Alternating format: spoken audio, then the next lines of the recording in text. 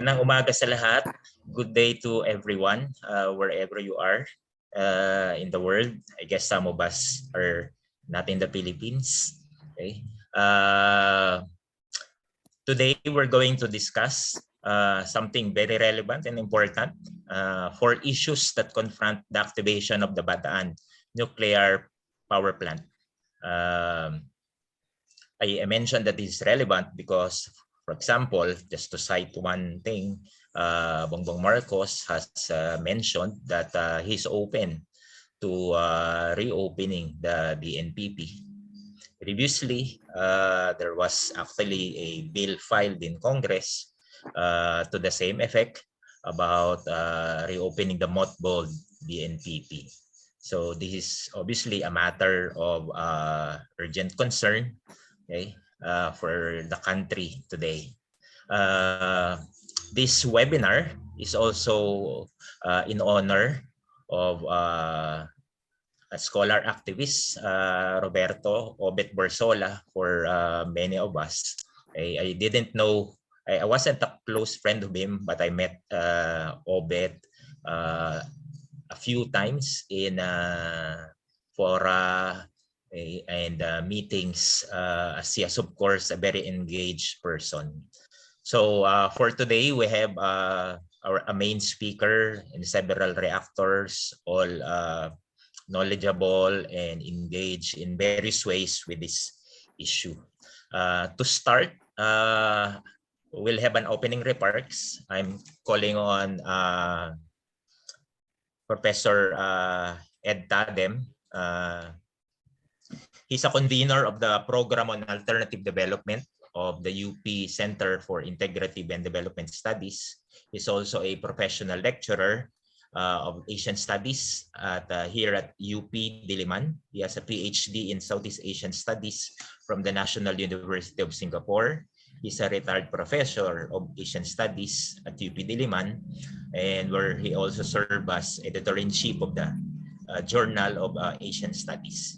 He has been active in several progressive civil society and social movements.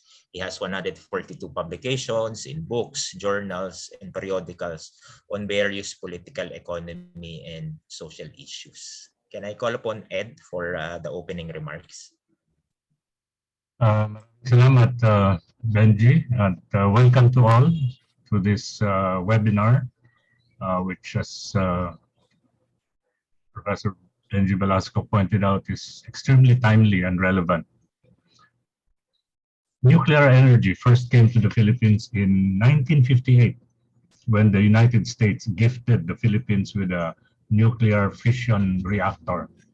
The government then established the Philippine Atomic Energy Commission, or PAEC, right in the campus of University of the Philippines, Diliman. And I understand there was a lot of controversy and protests made by UP faculty and students of for situating this reactor right in the middle of the campus. The Bataan Nuclear Power Plant, on the other hand, was approved by the Marcos regime in July 1973, and the contract was granted to Westinghouse Electric. The project construction was completed in 1984, but controversy accompanied the BNPP from the start. One controversy was the Marcos connection with Westinghouse, which won the bid over General Electric despite offering a more expensive deal, so that the original project cost ballooned from 800 million US dollars to 2.2 billion US dollars. Allegations also surfaced of bribe money paid by Westinghouse to Marcos himself, to the tune of several millions of US dollars. Additionally, bribes were also said to have been paid to a company or a firm that was supposed to undertake safety checks of the plant and the site itself and approve it. Altogether, Westinghouse has been alleged to have paid up to 18 million US dollars in quote-unquote commissions to secure the contract for the BNPP. These have been denied by Westinghouse. When the Cory Aquino government took over in 1986, She contracted an advisor from the International Atomic Energy Agency, or IAEA, who discovered poor structural quality control issues in the plant. The BNPP was financed by a 1.2 billion US dollar loan from a syndicate led by the US Export-Import Bank, Citicorp, and Swiss and Japanese banks. Interest on the loan amounted to a staggering 350,000 US dollars per day, or a total of 240 million US dollars per year. And this is just on the interest on the loan, not including the principal. The debt servicing lasted for a long 30 years and ended only in 2004. So you can just imagine how much we have paid already for the BNPP. On top of it, on top of the loan repayments, the maintenance costs for the non-operating plant amounted to 27 million pesos per year, just to keep the plant clean, I suppose. Currently, there are strong calls for the activation of the BNPP. President-in-waiting Ferdinand Marcos Jr., during the campaign period, expressed interest in utilizing nuclear energy to meet the country's power needs. The estimated cost of activating the plant, however, could reach 1 billion US dollars and would take 4 years for it to be fully operational.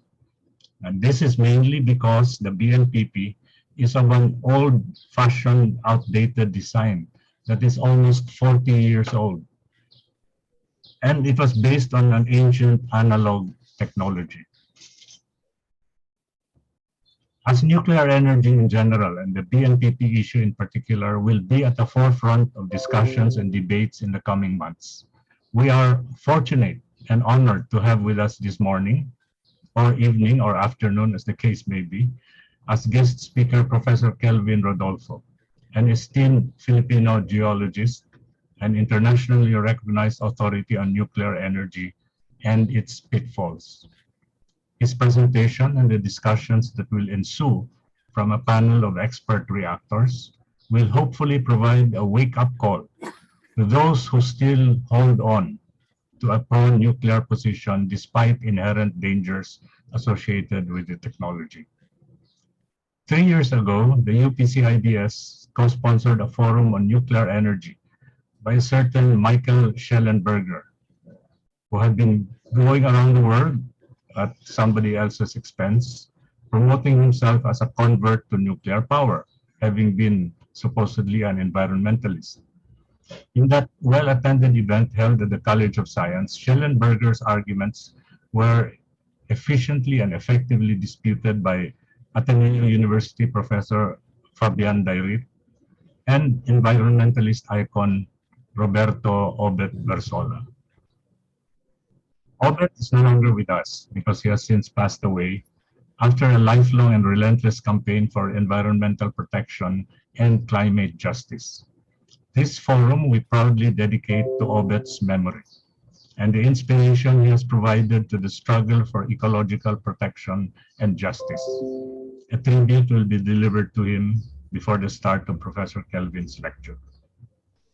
Now, today's webinar was originally meant to be a debate on the pros and cons of activating the mothballed nuclear plant. We invited a number of scholars and scientists who are known to favor nuclear energy and activating the BNPP. But for one reason or another, however, each and every invited pro-nuclear reactor, that's not a pun, by the way, declined to participate. We were thus left with no choice but to have a panel composed entirely of anti-nuclear personalities. We hope, however, that this will not detract from the valuable lessons that this forum will still be able to impart to the public. Finally, I'd like to thank Dr. Floro Kibuyin for relentlessly nagging us to push for the holding of this timely webinar and more important, facilitating Professor Kelvin's participation in it. The staff of the UPCIDS program on alternative development also deserves gratitude and credit for their efficient hands-on organizing of this forum. Thank you. Maraming salamat, Prof. Ed Taden. So that was a great introduction to the issue of the Bataan Nuclear Power Plant. It also sets the context for the importance of our discussion and webinar today. So for our next segment, we have the daughter of Obet Verzola here today, and we call on her to give some remarks. Okay. So Cecil, good morning. Verzola Macale, yeah. Yes. Good morning. I am the eldest daughter of Roberto Verzola. He's tatay to me, Obet to his friends and colleagues. And I would refer to him as Obet in my short talk about him. First of all, I would like to give appreciation to UP-CIDS for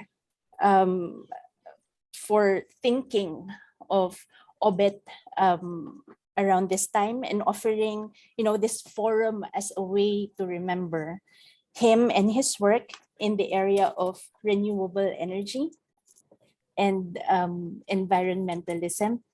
Now, the timing of discussion being almost exactly 2 years from when he passed, and its focus being BNPP challenges, it struck me as most fitting as a memorial to him. Now, again, why I think it's fitting, BNPP first and foremost is one of his recurring advocacies. You can imagine the household education sessions that we had since we were little, him practicing on us children and his wife, Flor, on BNPP arguments that he would have. So a memory I have is more recently in March 11 of 2011, when a huge earthquake hit Japan, which triggered tsunami waves. This is in the Tohoku region. So we were sitting in front of a television in Singapore in a rented flat. So he was with me because it was my birthday the day prior. And we were just all shaking our heads, couldn't believe what was happening in front of us. And eventually it came out that the Fukushima nuclear power plant was reported to have been affected by this event of the earthquake. And so subsequently, he would come out with an analysis, to be honest, which I think anyone can make, but it's just that he came up with an analysis of what would it look like if it were something that happened to BNPP. So at the time, the Japanese authorities, they issued a 20-kilometer danger zone around the Fukushima NPP. Now, of course, knowing Obet, he's not content to just be using that. He referred to what was issued by the US Nuclear Regulatory Commission, which is a more conservative danger zone, which they issued a 50-mile danger zone or 80.5-kilometer danger zone around the Fukushima NPP. Now, what did Obet do? So he just came out with a short paper. He extrapolated what is this 80-kilometer danger zone if the center is the BNPP. So the conclusion is that 20 million Filipinos back in 2011 would have been affected by an evacuation within this 80.5-kilometer danger zone, with Nueva Ecija, the effect happening as far north as Nueva Ecija and as down south as parts of Batangas.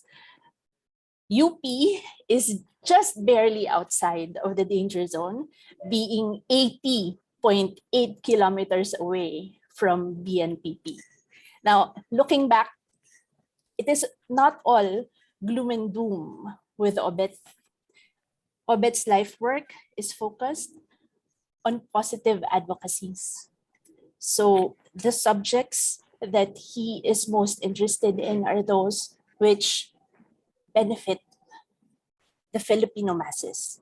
And so one of this, of course, is renewable energy. So one of the things that he would use as an argument against nuclear power is solar energy, for example. And he was fortunate enough that he marveled that the cost has actually gone down in his lifetime. So the cost of solar energy going down over time and the cost of nuclear energy going up over time. So that crossover point is something that he has always had his eyes on. And he's marveled that in his lifetime, it has happened. One of the things also that he's very passionate about is education and agriculture. Agriculture where the system of rice intensification, or SRI, is something that he himself would go to farms, rural areas of the Philippines to speak about the system and to help set up experiments for the farmers. And in the event that farmers decide to convert their farms, to actually help them set it up so that SRI is something that is adopted by some of our farmers. Now, in education, actually in his 60s, he had enrolled himself into UP economics to pursue a PhD in econ. This is to pursue his theory of the economics of abundance, as opposed to what we know currently as the economics of scarcity. This is something, of course, that he was not able to finish because he was already then having trouble with his health. Now, with all the buzz that is going on around the 2022 elections, I know that he would have been very vocal in calling out corruption, misinformation that is abounding. Now, I also know that his focus would have been probably on the way forward, hunting and advocating, researching for solutions to problems that we Filipinos face. So with that, I'm turning over to Professor Velasco. Thank you. Thank you, Cecil, for that excellent message that recapitulates the key advocacies of Obet Verzola. So again, this webinar is being held in honor of Obet Verzola, and the issue of BNPP clearly engages with the scholarship and advocacies of Obet Verzola. So with that, let's move on to our main speaker. We're honored to have Professor Kelvin Rodolfo with us today. Professor Kelvin earned his BS in Geology back in 1958, and then his PhD at the University of Southern California in 1967. Since 1966, he taught and conducted research at the University of Illinois at Chicago. In 1984, his research turned to Philippine natural hazards, starting with Mayon volcanoes, Lahar, and knowledge from that work was applied at Pinatubo from its eruption in 1991 through several following years. With Fernando Siringan and his students, he discovered the subsidence that lowers coastal Pampanga, Bulacan, and Metro Manila, and also the Lumbar Fault in Pampanga that passes through Native Volcano and emerges at BNPP's coastal site. He strongly opposes reclaiming coastal land. Professor Kelvin's continuing fortnightly internet forays against BNPP and global nuclear energy have run on Rappler since March 2021. With that, I call upon Professor Kelvin for his speech.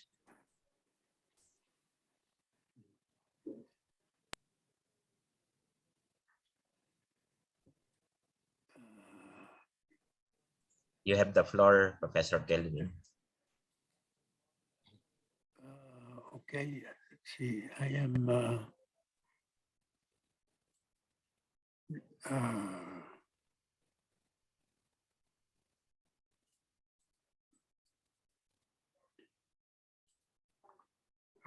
Can you see the screen, please? Not at the moment. Not at the moment. I have to go back and hit the share. I'm an old man. You'll have to forgive me for my incompetence. Yes, yes, it's all right.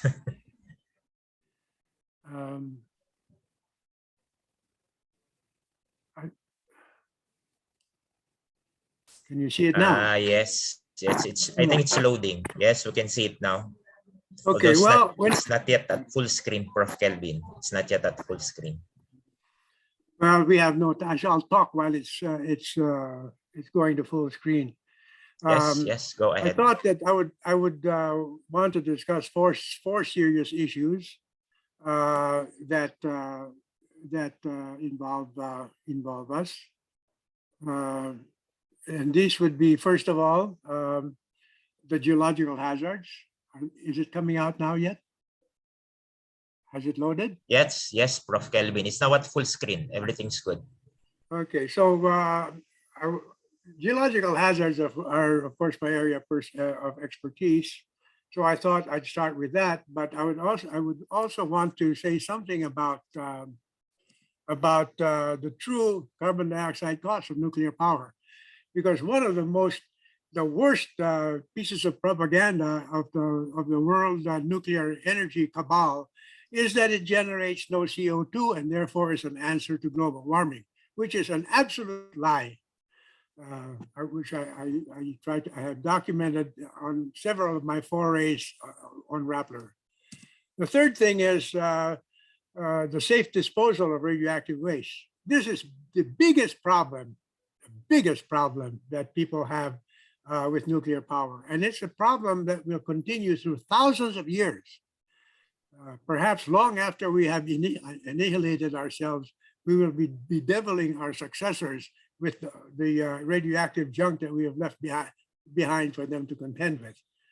And finally, I wanted to say something about the medical impacts of radiation, especially around BNPP. But I was operating under an illusion that I had more time than I had. So what I plan to do is to make sure that I cover the first one first, and then we'll see how much time we have. But before then, it turns out we have an even bigger problem, and that is not the natural hazards, but the fact that the world and the Filipino public are being bamboozled by widely dispensed, unbridled, and dishonest propaganda.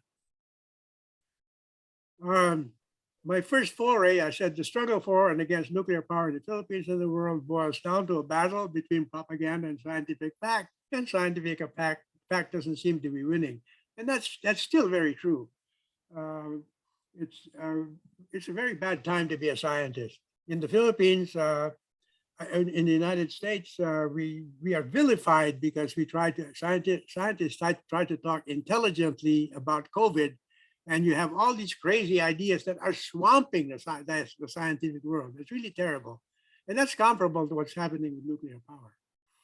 Now, these are two of the foremost propagandists. The first one is former Congressman Marco Wanco, who instigated the move to reactivate.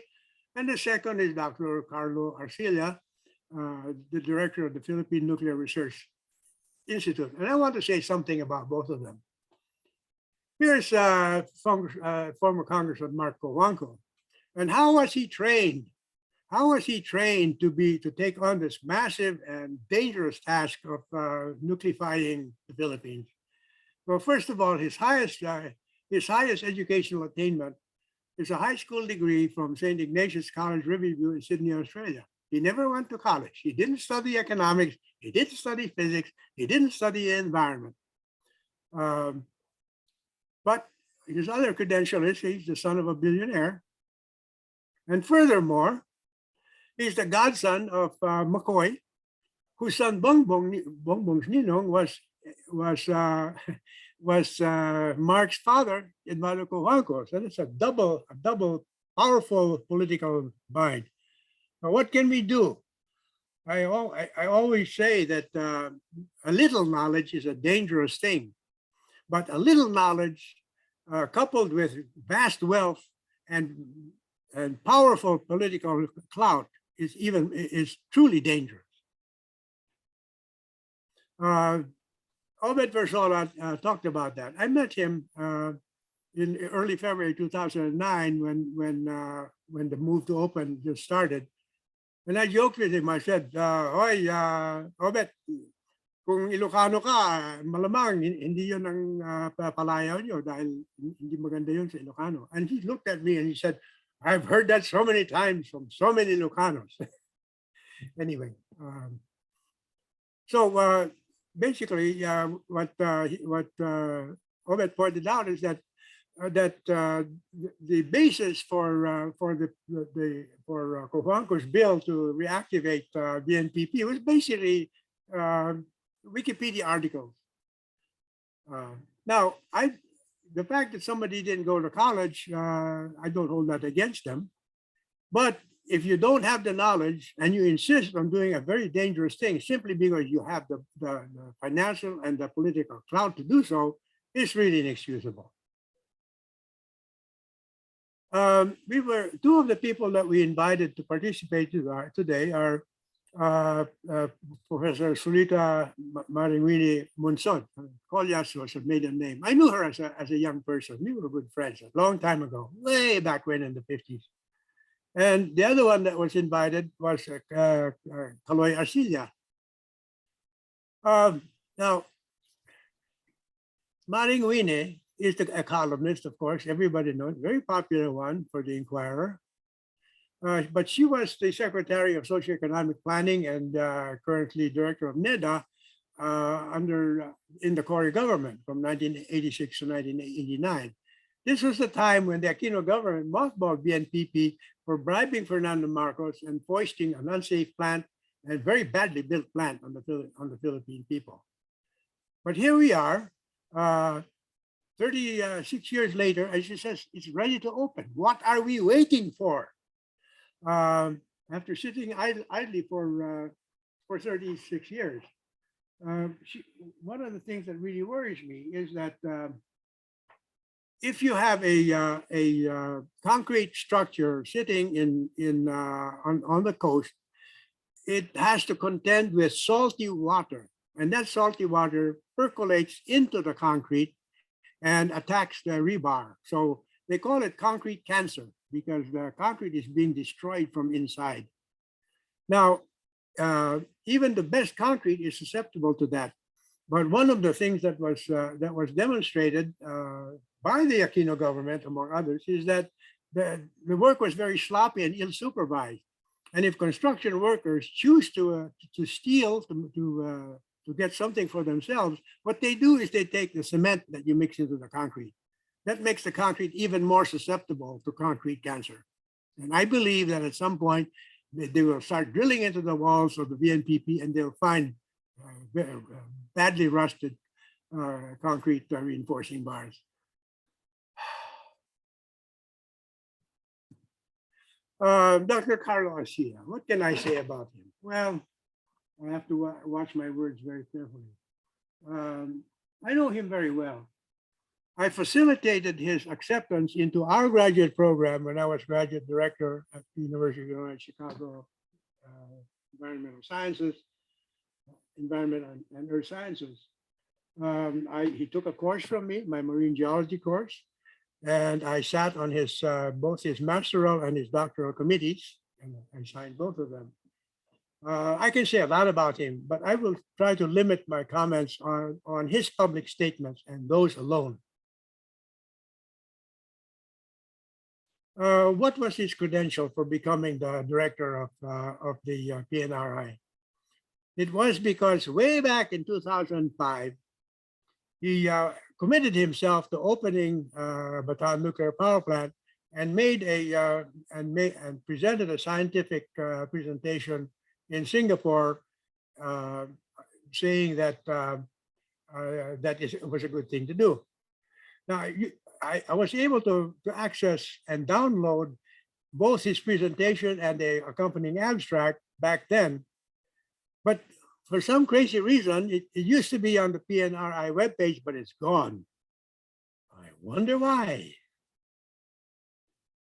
In that presentation, he said there's no direct evidence of fault running across facility. Latest satellite data suggests also no large structures directly located at nuclear power plant.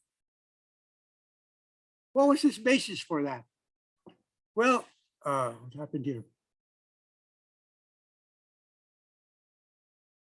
What happened was, before he went to make the presentation, he went to Dr. Maharlagmay, who's a very good geologist and expert in looking at remote sense data, and said, "Can you show me a terrain diagram that has suspected faults in this vicinity?" And very casually, Maharlagmay gave him this picture of the possible structures or faults running through the terrain. And so this is what he presented to say there was no fault at Natib. The big problem was he mislocated Natib 8 kilometers north of where it really is. And where it is, sapul sa isang structure na pumapasok. And this has been very carefully verified by good geologic work by Maharlagmay and his 14 colleagues, I believe.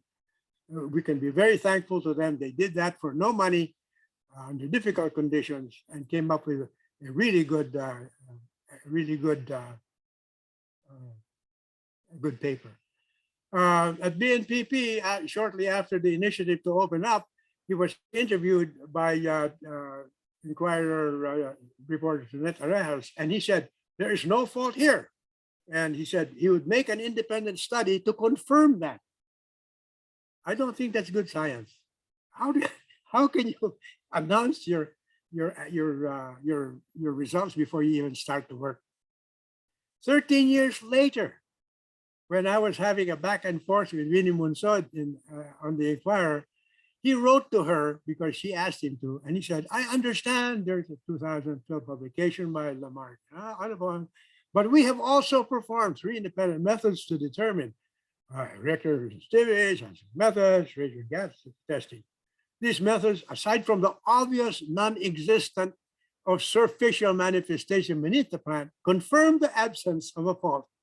Space limits prevent me from providing details, but we will be publishing our results." Hoy, Kaloy, mura ang laway. This is the paper that was published. It was published by the Geological Society of London.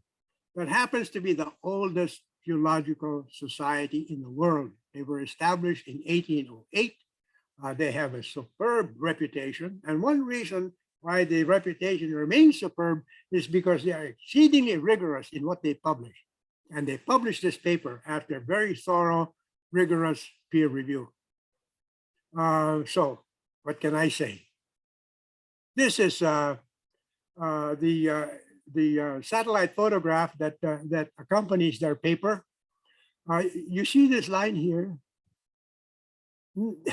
There is no fault in the world that is more sharply defined than this one. It's the Lumbar Fault. And as you can see, it emerges at BNPP exactly where Maharlagmay's satellite terrain diagram that he gave to Arcilla said it would be. The structure actually also goes offshore, at least 2.5 kilometers, and is expressed as a submarine cliff underwater. I know a little bit about such things. I'm a marine geologist by training. Here, you can see all of the earthquakes that occurred between 19 July 56 to 4 November 2019. Here again is the Lumbar Fault. Here's BNPP. The size of the circles say how big, how strong the earthquake was, its magnitude. So if you had a small one, it would be this big, but you can see that this one would be about a magnitude 5, and so on. The colors indicate how deep the hypocenter was, where the fault actually happened. Orange are the shallowest ones, between 0 and 33 kilometers beneath the surface. The yellow, 33 to 70, and so on. You notice that there are a lot of yellows, and there is an orange right here. Well, back in, when was that? We have to worry again about the depth, because the closer it is to the surface, the more strongly it is felt at the surface. This follows what's called the inverse square of distance law that governs gravity. It's a very good law. Now, back in, when was that? April 22, 2 years ago, there was a magnitude 6.1, which the United States Geological Survey plotted here. Philippine put it somewhere else, but I don't. Since this is close to the Lumbar Fault, I think I prefer that one, especially since if the government has a stake in anything, any government organization is going to back up that thing, and I really feel sad for Philippine that they're in that position. In any case, this was a bad earthquake. It would have been in the orange range, 0 to 33. It was only 22 kilometers beneath the surface. And this is some of the damage it made. It killed 18, and I think the last I heard, there were still 5 people missing, although they might have found them by now. The damage was about $500 million Philippine pesos. I can say more about how badly this was built, but we won't go on with that. Now, the next couple of pictures are called, these are use a very sophisticated technique, satellite technique, to determine relative motion between blocks of the Earth. And there's this one and this one. I don't want you to get into too much detail, so we'll just cut through it and simply say that what the satellite interferometric satellite radar say is that that the northwest block of the Lumbar Fault is moving northeastward compared to the southwest block, southeast block, which is moving southward. Again, right through BNPP. It's all well and good to have remote sensing data show you lines, but no remote sensing information is valid until you have ground truths it. You have verified it by fieldwork on the ground, and I strongly believe that. And Mahar and his 14 colleagues did an excellent job in doing that. This is one of the main structures that are passing through the vicinity of BNPP. One of the first things they did was to go to this place at Cabigo Point and look at where the surface of the fault is well exposed, and here it is. It's the same place. And you will notice here that this is the fault. This side of the fault moves down, and this side of the fault moves up. Everything is relative, right? And in geology, we would say that this side of the fault is what we call the footwall, and the side that's above is called the hanging wall. And why is that? Well, very commonly, ore deposits get emplaced along old fault zones, and so a miner was getting out that metal would be standing on the footwall and the hanging wall would be hanging over him. That's the only reason why we say it. Does that make sense? I hope. Now, so we have established beyond the shadow of a doubt that faulting takes place here, contrary to what Mr. Ashida says. Now, if we go to this part, just west and north of BNPP, there's another set of faults. And these are what we call reverse thrust faults. You see, what happens is if you are compressing a block, pushing at it from both sides, if it were rubber, it would shorten in that direction and it would get fatter in the vertical direction, no? But if you push a rigid rock, it can't do that. It's brittle. So what it has to do, in order to become shorter in the horizontal and longer in the vertical, it has to break and one side will ride up over the other. And that's why we call it a reverse fault, because normal faults are much more common than reverse faults. So let's go here in the next slide and see what we're looking at. So here we are. This is what, it's not just one fault, it's many little faults that join to make the maximum motion. So here's one fault, this side riding up over the other, another one here riding up over the other. And if you look carefully, you would probably agree with me that there's another one here where this side moves up relative to this side. The position of these faults is over here. The fault scarp is never mind about that. Important thing is that these are the BNPP buildings. Now, on a broader scale, we have an even bigger hazard that hardly anybody talks about except me. This is Luzon, and this is the South China Sea. The seafloor, the plate underneath the South China Sea is trying to push down under Luzon. It's trying to push down under Luzon. So, and Luzon, of course, is the relative motion is they are going against each other. One coming this way, the other coming that way. And so that is what you might call a reverse fault on a grand scale. Of course, the one thing that we are very familiar with is what happens is as the ocean lithosphere goes down, it heats up, and then fluids begin to be cooked out of it, and they come up and they rise, they make magma that winds up in a volcanic arc. And for example, Marivelas, Native, and Pinatubo would be on a volcanic arc. This diagram, this cartoon is not good enough for us. We have to move. We need to move Native closer to the coast so that you can see that BNPP is at the coast.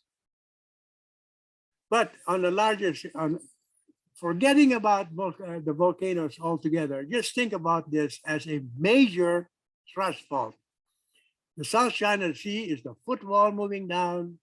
Luzon, the rock that Luzon belongs is riding up.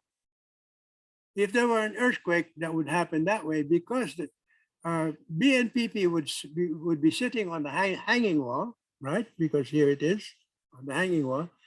And if there's a sudden earthquake motion upwards, that's very dangerous because any structure sitting on the surface will experience the normal force of gravity pulling down being countered by the force of the earthquake motion moving up. That's you get the worst damage from earthquakes in that situation.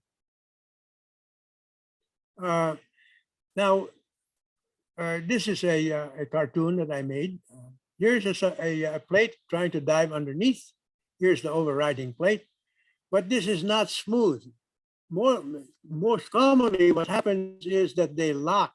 They cannot slide smoothly past each other.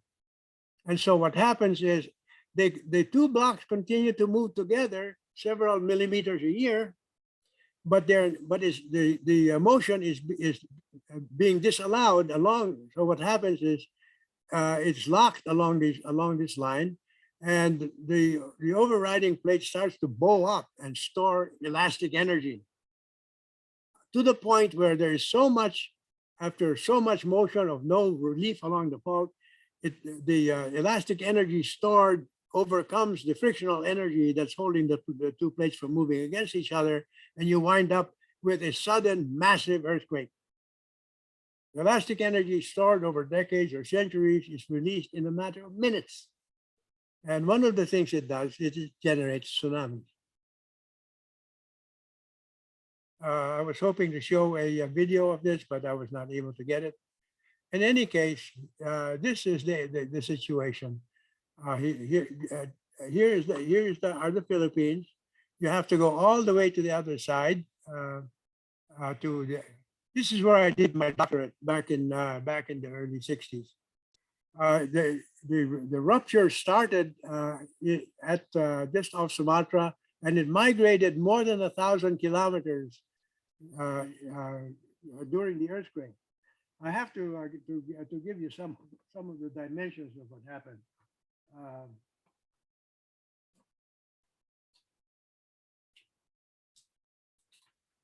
I'm getting old and forgetful, so I had to make a código for myself. The rupture was 1,000 miles long, was 1,000 miles or 1,600 kilometers long. The average width was 200 kilometers. So the surface of the fault along which those two sides rub was about 320,000 square kilometers. At that surface, the sides of the fault snap past each other an average 15 meters or 50 feet. Just in a matter of minutes, all of a sudden, those two were displaced, 15, on the order of 15 meters. Starting at the epicenter, the rupture proceeded at a rate of 2.5 kilometers per second. I'm saying kilometers per second. But because this was so long, 1,600 kilometers, the earthquake lasted almost 10 minutes. There's a very good, anybody who's interested can copy this link, and you can actually see a very good a video of what happened. All right, so what happens? We get tsunamis. This is how a tsunami, this cartoon is how a tsunami works. Here is a megathrust earthquake, this side going down, this side snapping down, this side snapping up. And it generates a lot of energy that is propagated toward the surface. It generates a tsunami wave, which travels in all directions. Well, this side will go to the open sea. We're not concerned about it. But what are we concerned with? These waves progress in deep water. They run fast. But when they begin to feel they have friction with the seafloor, they slow down and they shorten and they build up and build up.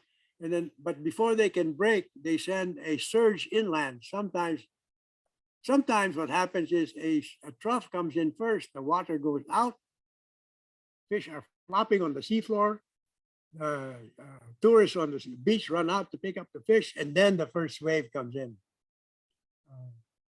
So anyway, that's pretty terrible.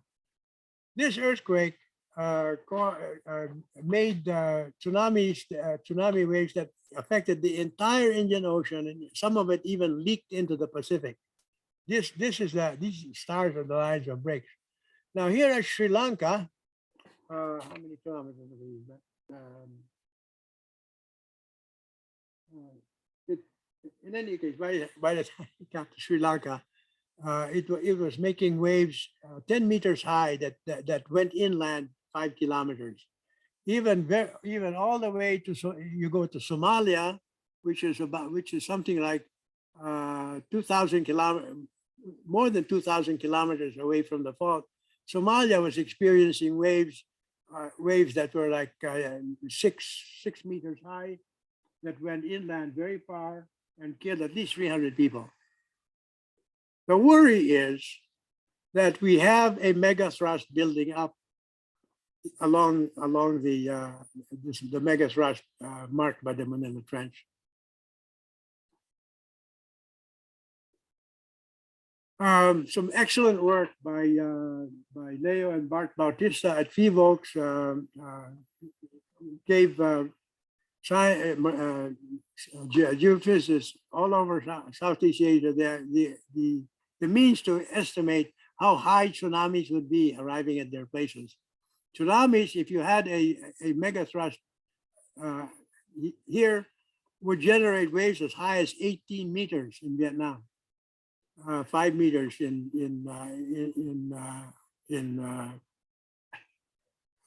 what's the name of that island? Never mind.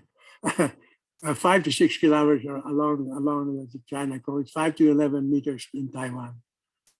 Now, when might this happen? Let me back up here first. The last one happened. We say, oh no, I'm going backward. I'm sorry, I have to go backward. The last one happened roughly 1,000 years ago, and it is believed that this megathrust is relieved roughly every 1,000 years. So this could happen anytime. Could happen this year. It could happen in a century. But the longer it doesn't happen, the more elastic energy is going to be stored, and the worse it's going to be.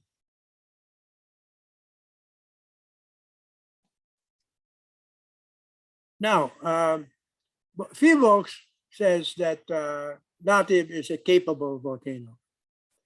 The International Agency, Atomic Energy Agency, says Native is a capable volcano, meaning that it can send lava flows, pyroclastic density currents, and lahars. It can do all of those things. So this diagram shows some of the hazards: debris avalanches, lava flows, pyroclastic flows. We want to look at pyroclastic flows first because that would be probably the most killing thing that would happen if Native were to erupt. This photo was taken by my good friend Chris Newhall of USGS, who's now retired in Bicol during the eruption in 1984. So there you can see these clouds rushing down. Underneath them, where you cannot see what's happening, but the denser flows are going along the flanks, hugging the ground. Now, how does this work?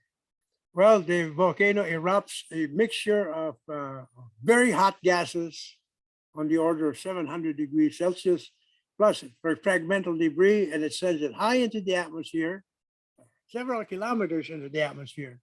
Of course, as it goes, gravity is slowing it down, and finally it stops, and then gravity starts pulling it back again. So these things come down and hit the flanks at great force and go at high velocities down the flanks. Typical velocities can range anywhere from 36 kilometers per hour to 360 kilometers per hour. There was an exceptional one when Mount St. Helens erupted in 1980. The part of the volcano collapsed and emitted pyroclastic flows that went 1,000 kilometers per hour. This is some work that Joan Cabato, who was a graduate student of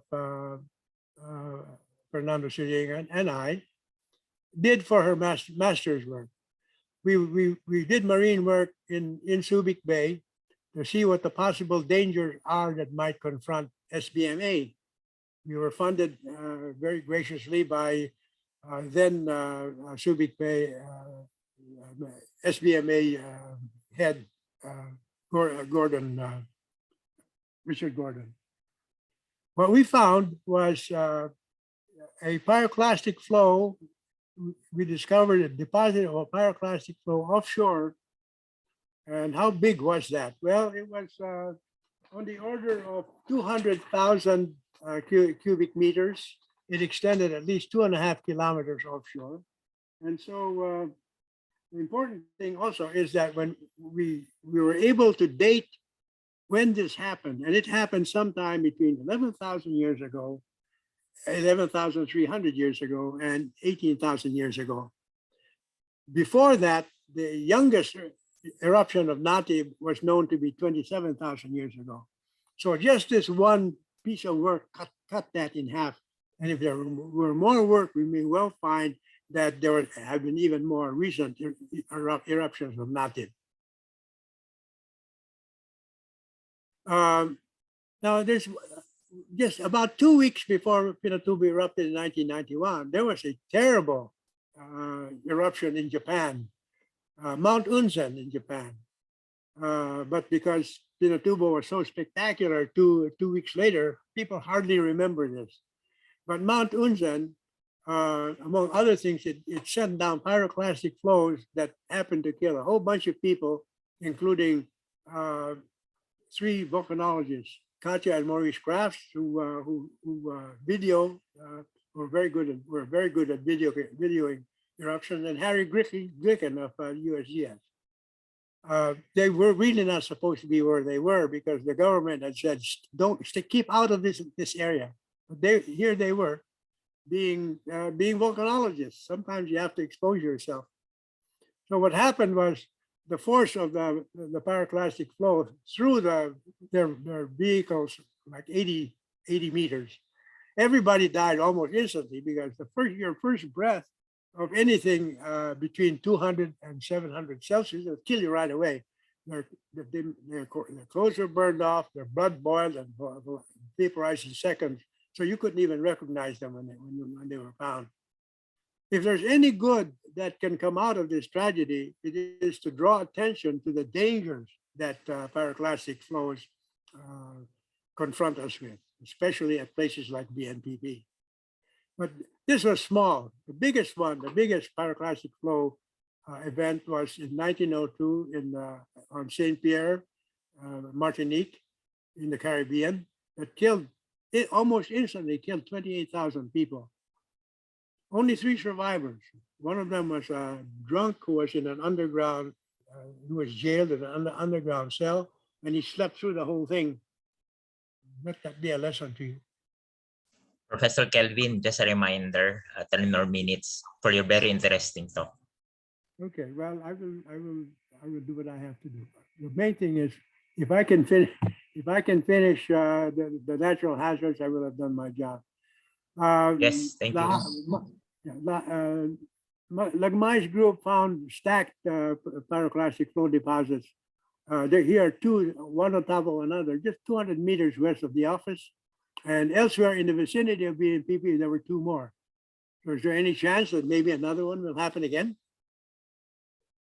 There's another interesting thing that I want to point out, and that is that they found what is called a parasitic cone.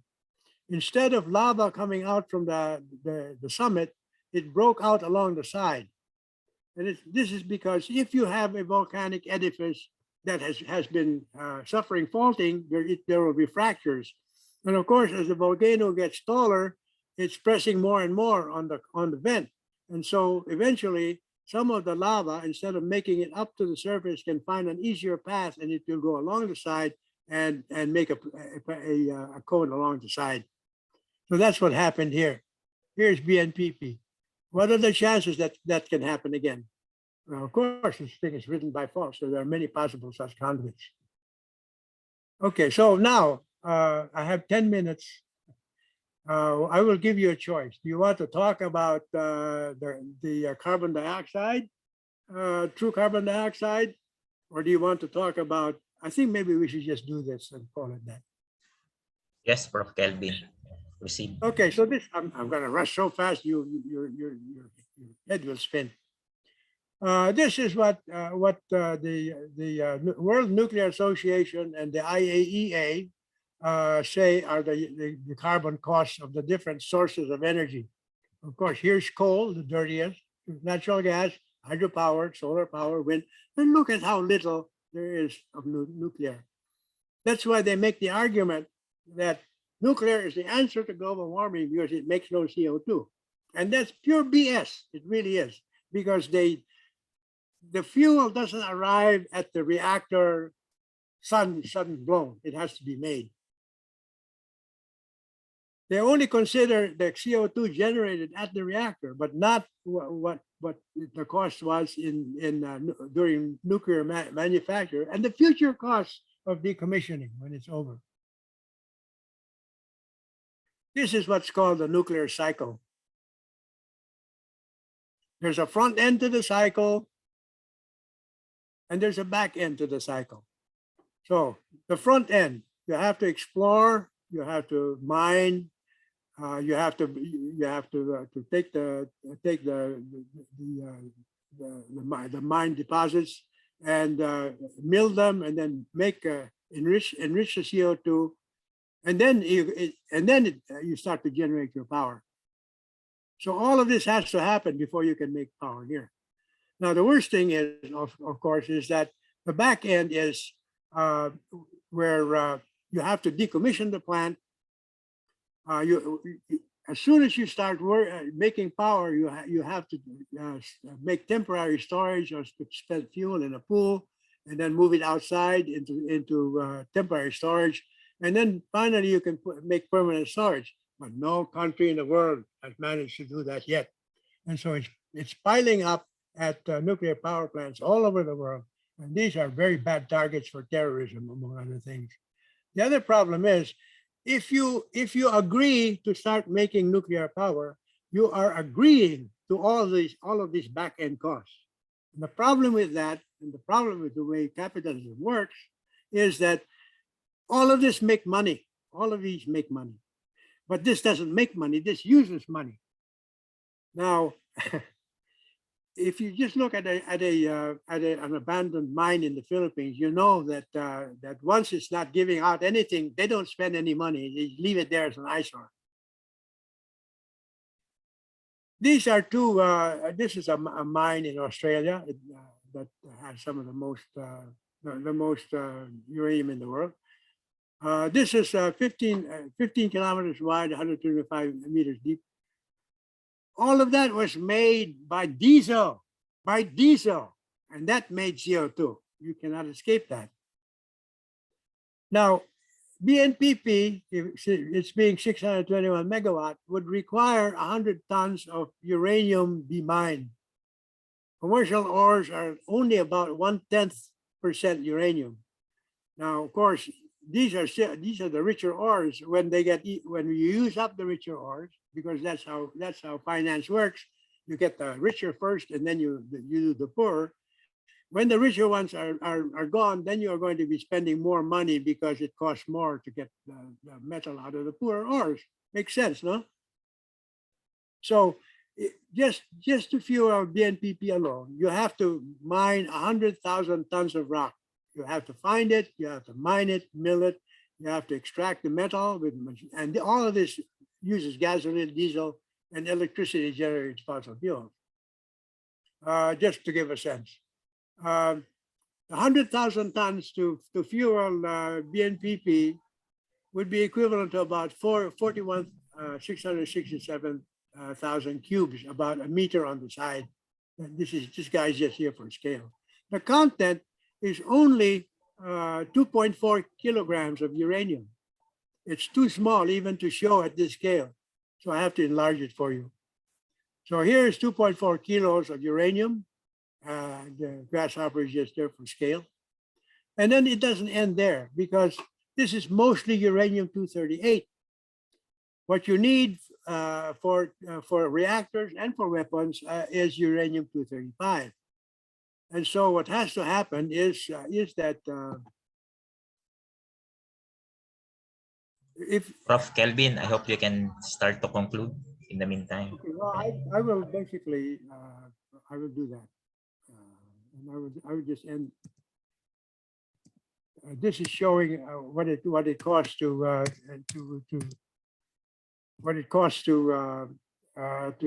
enrich. It's a very, very expensive process. It costs a lot of electricity, and that electricity is not made with nuclear power. It's made with fossil fuel. But in short, this is my conclusion. This is what IAEA says. Grams CO2 equivalent per kilowatt hour from nuclear is only from 21 to 9. But if you study all of the costs without the back end, what the Dutch scientist Stolman Lewin says is that if you're mining 0.13% uranium ore, these are the costs. And if you mine the poor ores, you'll be actually making more CO2 than if you just took natural gas and burned it directly. This is the Australian government also conducted a study by a physicist, man from, and what he says is that if you use 0.15% uranium ore, you are generating about half as much as natural gas would burn. And if you start mining 0.01%, then it will make more CO2 than if you burn the natural gas directly. But you have to keep doing it because the plant is so expensive. You have to try and recoup some of the costs. And I think I will end there. I could have said more, but this is good enough. Yes, thank you, Prof. Kelvin, for that excellent discussion about the hazards of the Bataan Nuclear Power Plant, especially about the elaboration on the geological hazards. So we have time for the open forum. So I think some of our attendees will have very relevant questions to ask of you. And of course, we still have some time for the concluding remarks. So I guess some of the points that were missed can be reviewed back for the concluding remarks. So again, thank you to Prof. Kelvin, but we'll get back to you for the during the open forum. So for could you stop share in the meantime, Prof. Kelvin, so that yeah, thank you. And so to proceed, we have an excellent panel of reactors, experts, or practitioners in their own field and disciplines. So first, we'll have Professor Roland Simbulan. He is an author, educator, and scholar known for his active advocacy against nuclear power, nuclear weapons, and of course the U.S. military bases in the Philippines.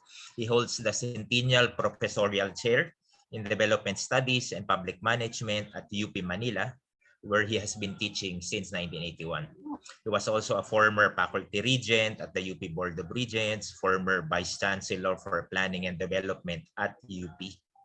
He's the author of the books The Basis of Our Insecurity, a guide to nuclear Philippines, The Continuing Struggle for an Independent Philippine Foreign Policy, The Covert History of CIA Operations in the Philippines, and finally, Forging a Nationalist Foreign Policy, among other works. He's author of at least 27 scholarly articles published in national and international publications on U.S. foreign and military policy in the Philippines, U.S.-Philippine security relations, Philippine foreign policy, and the U.S. policy in Asia. So, Professor Roland Simbulan, you have the floor. Magandang baga sa inyong lahat. Meron akong hinandang ilang mga slides, no? Pero pwede kayang allow akong mag-slide share? Yes, I think you can do the slide share for Roland.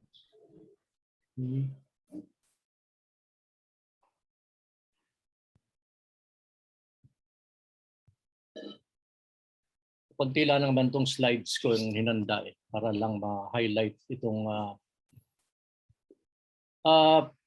mula nang ako'y nakilahok dito sa issue ng nuclear power plant. Isa sa mga naging saligan ko, reference, no? Reference namin sa Nuclear Free Philippines Coalition na aking pinamunuan mula 1988 hanggang ng mga 2000. Isa sa mga references namin ay mga sinulat ni Professor Kelvin Rodolfo, sina Dr. Jorge Manuel na isang environmental scientist, at ganun din si Obet Verzola, kung kanino natin ino-honor itong ating BNPP webinar ngayong umagang ito, no? Nung isang taon, nung October, ay nilabas namin itong aklat na aking inedit, no? Although nag-contribute din ako dito, yung Nuclear Free Nation, The Power of the People versus Nuclear Power in the Philippines. At dito sa aklat na ito na walo yung chapter nito, no? Isa sa mga chapter na ang pamagat ay Nuclear Free Micropower, Future Possibilities in the Energy Sector. Itong chapter na ito ay contribution ni Obet Verzola, no? Actually, itong project na ito sinimulan namin nung 2014 pa, no? Kaya meron tayong walong contributors dito, no, sa aklat na ito. Available ito sa Lazada, no, online Lazada at iba pang online carriers, no.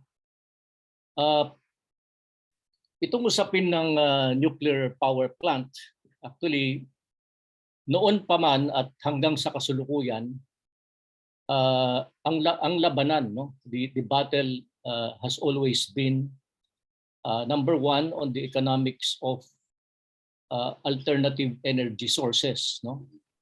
Kasi kahit na yung nagtutulak ng nuclear power,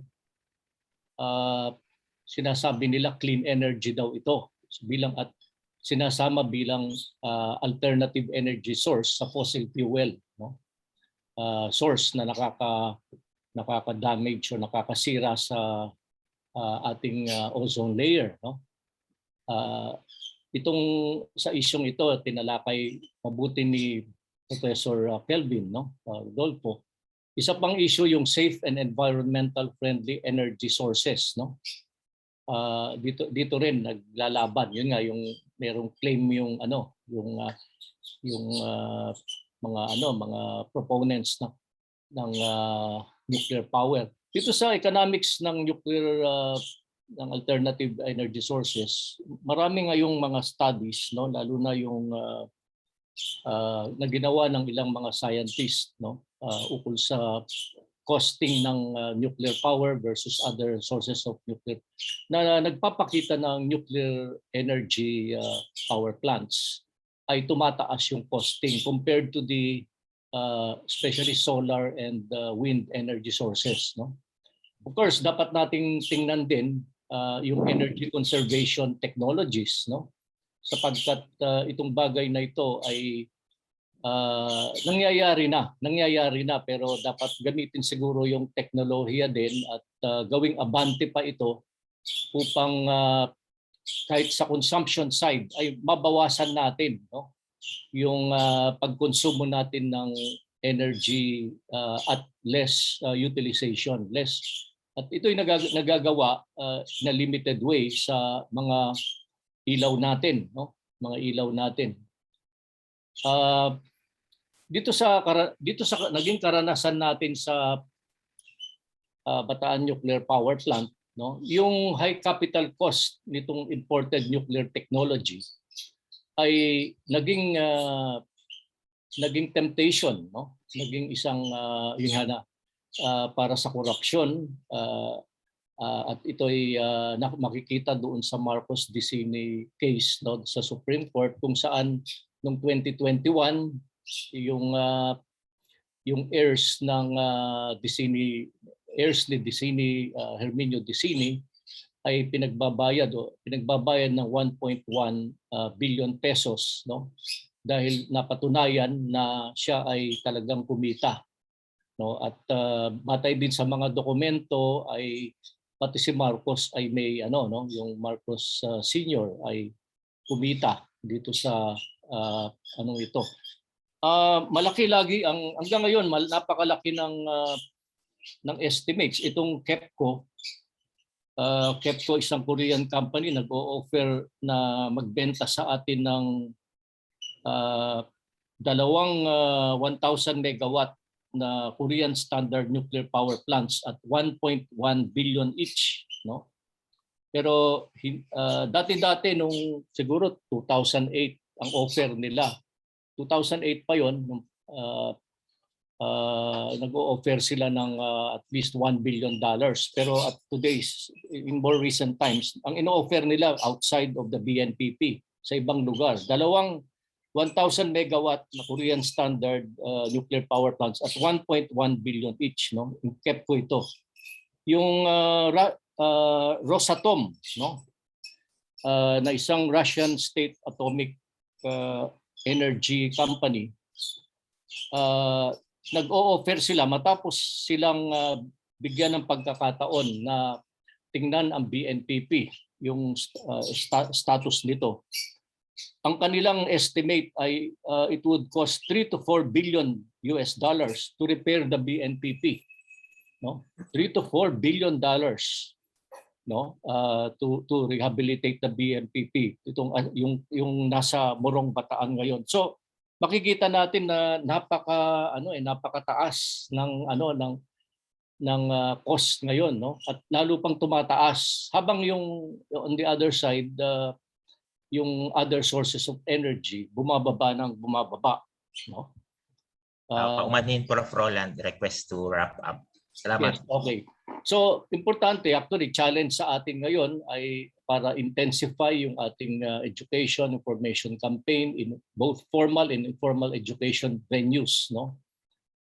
Yun nga, katulad nito, yung ginagamit namin ng pagkakataon sa iba-ibang venues, kahit sa labas ng universidad para ipalaganap itong isyong ito, no?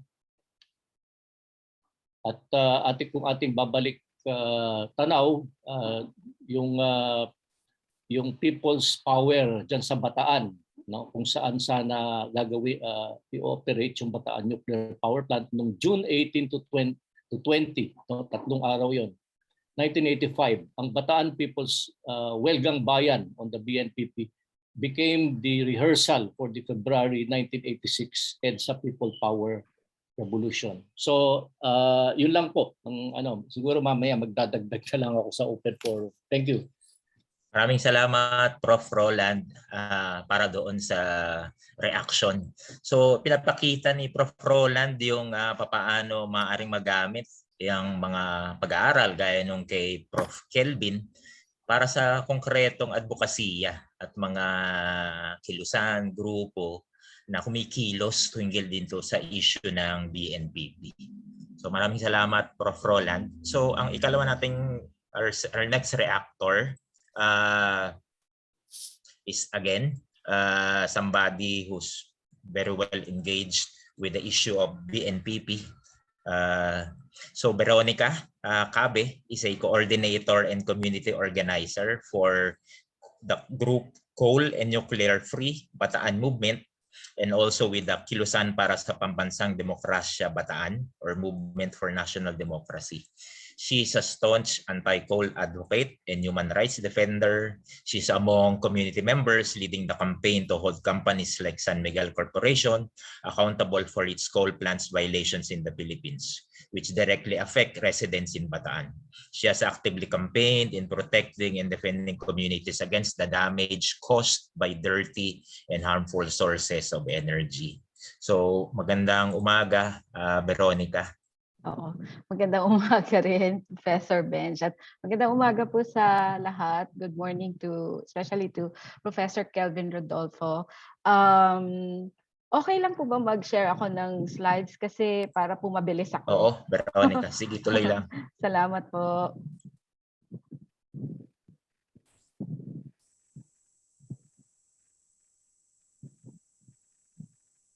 Ayan po. Nakikita niyo na po. Yes, tuloy. Ayan, opo. So, hindi ko na po tatalakayin yung mga binanggit ni Professor Kelvin. And we would like to take this opportunity to also thank Professor Kelvin Rodolfo kasi we've been using all his materials and studies from the past, and these forays na nirelease po sa Rappler para po sa aming continuing education. And we have this NFBM learning sessions in partnership with the Nuclear Free Philippines with Professor Roland Simbulan and Attorney Cora Fabros para po i-engage ulit at i-educate ulit yung ating mga mamamayan, our countrymen dito po sa kaugnay sa the resurgence nitong nuclear energy program po ng Pilipinas. Pero yun po, for my presentation, for my reactor, one is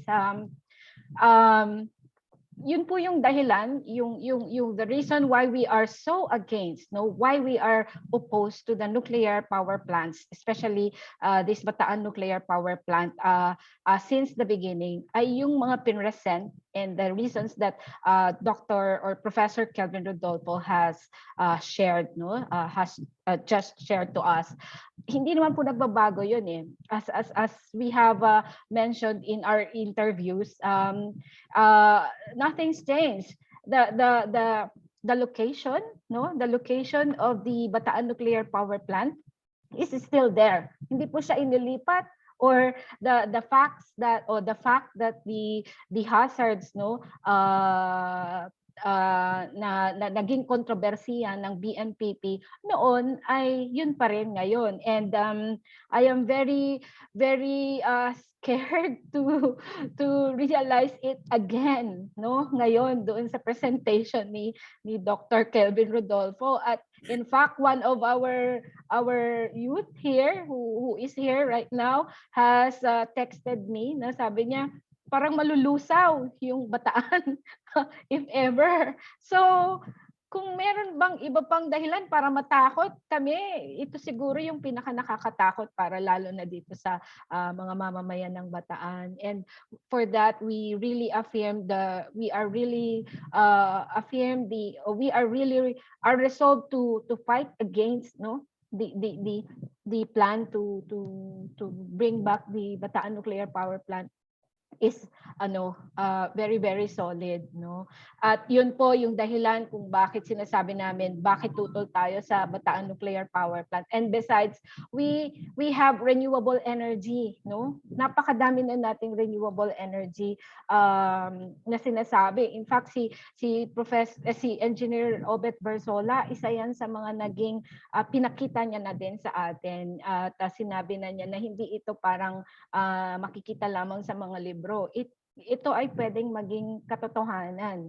Kailangan lang nating ipatupad, And we also have that law, in 2008 na meron na po tayong renewable energy as an alternative. Hindi lang po itong nuclear energy. And so this is these are the patunay or the evidences, na meron tayong pamalit as an alternative na sustainable. And in fact, the second reason is that we also have many coal energy plants here in Bataan. So why should we open up the Bataan Nuclear Power Plant when we have this much of coal energy plants producing energy, and it's not even for our own benefit as Bataeños, kasi we're only needing 60 megawatts for our source of energy, and we are producing almost 4,000 megawatts already, and it's all coming out, and the sad thing is that kami yung nagsasakripisyo, so yun po yung problema natin diyan. And so ito yung laging hindi binibitawan kasi ng gobyerno, yung pangarap na magkaroon tayo ng nuclear power plant. And they were saying, in fact, ilang beses ko na pong nakasama si Dr. Arcilia sa mga forum, especially lately. At ang pinakahuli, ang sinasabi niya po ay yung parang invalidating the Bataeños reasons why we were opposed to the nuclear power plant by saying na it was just a political issue. It's between the Dilao and the Marcoses. It's between Cory and Marcos. So parang to us, parang it's insulting because we have we have been very critical, and we also use the studies of our scientists, especially Dr. Kelvin Rodolfo and all the others who have contributed to the massive studies na nailabas on the Bataan Nuclear Power Plant. And he was just saying he was dismissing na, o he was just reducing us na parang napolitika kami, no? So parang hindi siya sagot. And then this is also Lang Veronica. Salamat. Opo, yun. Salamat po.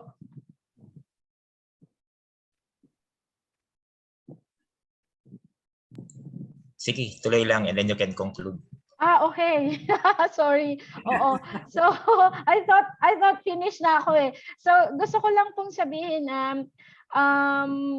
we are sa event, no, at the rate that the government is doing all the propaganda sa nuclear power plant right now, napakadami na po nilang ginawa. In fact, nakapag-lay down na sila ng groundwork, legal, yung pinaka-latest, yung nga pong inilabas na Executive Order 164 before President Duterte goes down, no, para sa pagiging presidente.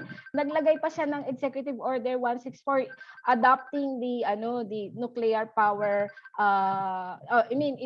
yung inclusion of the nuclear power sa energy mix natin, yung magkaroon ng national position. And sinasabi niya dito yung 79% of na approved, no, approval, acceptability ng even ng mga Bataeños.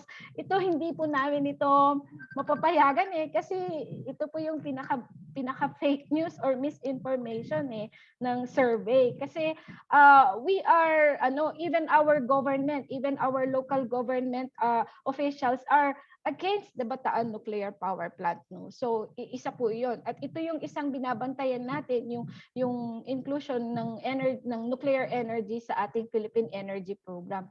So with that, nitong nakaraang buwan, nagkaroon po kami ng another affirmation, isang resolution ulit sa Nuclear Free Bataan Movement na gusto naming i-engage yung ating local government ulit na sana i-dismantle na, kasi hanggang ngayon nandyan yung BNPP at ginagastusan nila every year. We have 30 million to 50 million annual budget for the maintenance. Kasi nga gusto pa din nila itong balikan. So our call or our demand for the government is to really decide on the fate of the BNPP, not as a source of energy, no? Dapat alisin na ito, dismantle na ito if it's necessary. So kaya lang medyo malaki po yung problema natin kasi nanalo po si Marcos, si Bongbong Marcos, and we all know too well that Marcos is pro-nuclear, no? So we don't know what to expect, but of course on the part of organizing, on the part of the Nuclear Free Bataan Movement, we are ready, no, and we are our resolve is to really continue the fight, no, continue and defend the victorious struggle in the past of our nung mga kasama natin na nauna sa atin, and we are looking forward to engage and to be educated to be educated by our experts here, of course by Professor Kelvin Rodolfo, by Professor Roland Simbulan, and it's sad that Engineer Obet Verzola is not here for now, but all his studies are being utilized by our organization. So yun lang po, at thank you so much for giving us the privilege to be here with you. Salamat po. Yeah, thank you, Veronica. So tingin ko ang nailinaw nung pahayag ni Veronica ay yung paninindigan ng mga taga-Bataan. Yamang sila yung unang apektado ng anumang negatibong maaaring iresulta ng muling pag-operate ng BNPP. Okay. So, tuloy-tuloy yung pagkilos ng mga Bataenyos noon pa man hanggang sa ngayon. So, kung meron mang demokrasya dito sa Pilipinas, obligado talagang bigyan ng halaga yung boses ng mga komunidad na nasa paligid nitong BNP. So with that, we have a final reactor. Dr. Romeo Quijano is a retired professor of the Department of Pharmacology and Toxicology at the College of Medicine, UP Manila, for 39 years until his retirement in 2014. Currently, he serves as a member of the Board of Directors of Simbulan Adham at Teknolohiya, as well as Alternative Medicine Clinic and Training Center. He is also a member of the Pesticide Action Network, Asia Pacific Steering Council. He has been serving as a volunteer resource person for various public interest and community-based NGOs and mass organizations involved in public awareness campaigns about the health and environmental hazards of coal-fired power plants, mining operations, and other hazardous projects. Dr. Romy also does volunteer work as a toxicologist in government-initiated health investigations and services in various toxic hotspots and disaster areas in the Philippines. Magandang hapon, Prof. Romy, and you have the floor. Magandang tanghali sa lahat. Naririnig niyo ba ako? Yes, Dr. Romy, you're coming in clear. Una-una gusto kong magpugay kay kaibigang Obet Verzola. Kaintindi ko ay tayo sa kanyang pagpaparangal. At pangalawa ay nais ko magpasalamat kay Professor Kelvin Rodolfo. Bagamat hindi ko pa siya na-meet personally, ay kilala ko na siya sa kanyang mga sinasabi tungkol sa Bataan Nuclear Power Plant dahil ako ay nakasama sa pagtutol simula't simula pa at nakasama rin ako doon sa pinakita ni Roland kanina na Welgang Bayan noong 1985 na Marchang Bayan laban doon at sa iba pang mga aktibidad na pagtutol sa mga plantang nuklear. At maraming salamat din sa mga kasama kong nagsalita ngayon dahil sa pagpapaliwanag sa usaping ito na sa tingin ko ay napakahalaga. At yung usaping pangkalusugan na isa sa mga hindi napapansin sa usaping ito na lalong-lalo na kung titignan natin kasaysayan ng mga plantang nuklear at saka yung iba pang pinanggagalingan ng mga lason sa nuklear katulad ng pasabog nila ng mga bombang atomika at yung kanilang iba pang mga ginagawa na nagsasabog ng mga lasong nuklear sa ating kapaligiran. At ang pinakahuli nga na malaking nuclear disaster ay yung Fukushima Nuclear Power Plant explosion noong 2011 na mukhang hindi na napapansin ngayon. Pero ito ay pinakamalaking nuclear disaster na sangkot ang mga plantang nuklear, mas malaki pa kaysa Chernobyl. May mga ilang eksperto na nagsabi na mga 10 beses mas malaki ang mga naibugan nitong radionuclides kumpara sa Chernobyl. At siyempre, bago pa yon, yung 3 Mile Island ay seryoso na ring nuclear disaster. Marami pang iba. Kung tutuusin, ay napakaraming matatawag nating aksidente sa mga nuclear power plants at iba pang mga facilities, no? Hindi lang masyadong nababalitaan at yung mga serious incidents ay mahigit 100 kung hindi ako nagkakamali. Pero diretso ko na doon sa tuwirang epekto sa kalusugan. Kung pwede ipakita na yung dahil kakaunti lang aking panahon. Yes, Prof. Romy. Concentrate ko na dito sa ano yung mga magiging epekto ng ionizing radiation sa human health. At siyempre yung mga galing sa mga plantang nuklear kasama dyan at yung mga pinasabog ng mga bomba. Lahat halos ng sakit, pangunahin na yung cancer. Sa totoo lang, ang isa sa pinakamalaking sanhi ng cancer itong ionizing radiation na hindi natin napapansin kasi hindi natin nakikita, hindi natin nararamdaman. at hindi pinapansin ng karamihan sa mga doktor kung tutusin. Pero napakalaki ng scientificong ebidensya na talagang itong cancer at yung mga iba't ibang sakit pa ay malinaw na, na nangyayari. Ang problema, pinagtatakpan ito ng mga otoridad kasama na ang World Health Organization, kasama na United Nations. Siyempre, ang panganahon dyan, yung mga malalaking korporasyon yung sa nuclear industry na siyang nagtutulak nitong nuclear power sa atin, no? At napaka-iskandaloso nga yung pagtatakip mismo ng WHO at saka United Nations kasi nung mangyari ang Chernobyl, maski 20 taon na nakaraan, ay sinasabi nila mga 4,000 lang ang namatay doon dahil doon sa explosion ng Chernobyl. At iilang libo lamang ang naapektuhan sa kalusugan. At pangunahin pang sinabi nila, ang pangunahing epekto sa kalusugan ay yung psychological effects.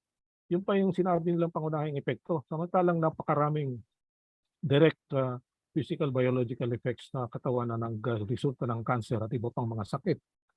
Hanggang nung 2009, nung inilabas nila Professor Yablokov at ni Professor Nesterenko yung kanilang libro, edited by Dr. Sherman, I believe, na kinalap nila yung mga scientific studies mainly from Russia kasi sinupress din yung information sa Chernobyl explosion sa Russia noon eh. At sinabi nila na sa cancer lamang ang tuwirang maiuugnay doon sa nuclear explosion doon sa Chernobyl ay umaabot na 1 milyong tao namatay dahil sa cancer.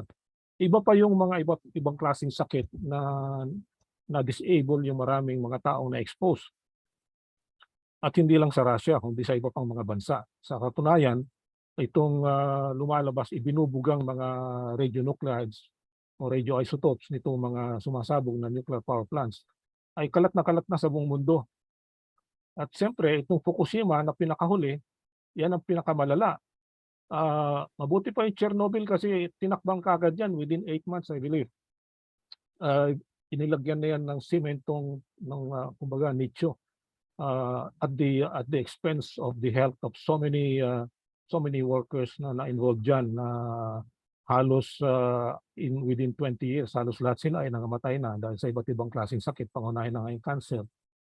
Samantalang ito Fukushima nangyari na 2011, 3 plant pa ang sumabog, ay hindi nila tinakpan. Wala silang serious effort na talagang i-remediate yung nangyari. Kundi, ang ginawa nila, dinute lang nila at yung mga radioactive water ay nilalagay lang sa mga containers na tapos tinatapon lang sa Pacific Ocean. Kaya mataas na ngayon ng radiation sa Pacific Ocean. Lalo na yung mga isda na nagko-concentrate ng radioactivity kagaya ng tuna at saka salmon, yung malalaking isda. Kaya nga lagi kong sinasabi na delikadong kumain ng tuna at saka salmon dahil sa nagbabayo-concentrate ng mga radionuclides. At ang tinitignan lang nila ay yung mga halimbawa yung iodine-131 at yung cesium. Although yung cesium ay tumatagal din na ilang dekada, yung cesium-137 I believe. At meron pang iba, halimbawa yung strontium, yung plutonium, at saka yung iba pang mga radionuclides na umiikot na ngayon ng maramihan sa lahat ng bansa ay apektado na kung tutusin, although yung mga bansa sa Northern Hemisphere ang pinaka-apektado. Pero hindi masyadong pinag-uusapan yan sa medical circles. Maski nung nagpe-present ako ng hazards ng nuclear disaster, pagkatapos mangyari yung Fukushima dahil pinag-aralan ko yan nung nababalita ko nga, ay hindi pinapansin na nag-presenta pa ako doon sa Senado na si Senador Cayetano yung nag-chair ng hearing na yun. At hindi nila ako pinaniwalaan, mas pinaniwalaan nila yung nasa Philippine Atomic Energy Commission. At namatay ng kusa yung usapin, bagamat lumalala ang contamination sa radioactivity, hindi lamang sa dagat Pasipiko, kundi sa buong mundo. Sa totoo lang, yung tinatawag kong nuclear disaster ay hindi lamang doon sa pagsabog ng mga nuclear power plant.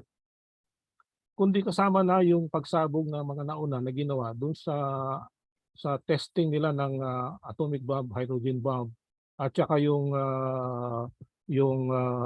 patuloy na release sa mga radioactive waste na hanggang sa ngayon ay hindi nila malaman kung saan nila itatapon, at patuloy na dumadami ang radioactive nuclides na kumakalat sa buong mundo na nagiging malaking sanhi ng pagkasira ng kalusugan, lalo na sa immune system.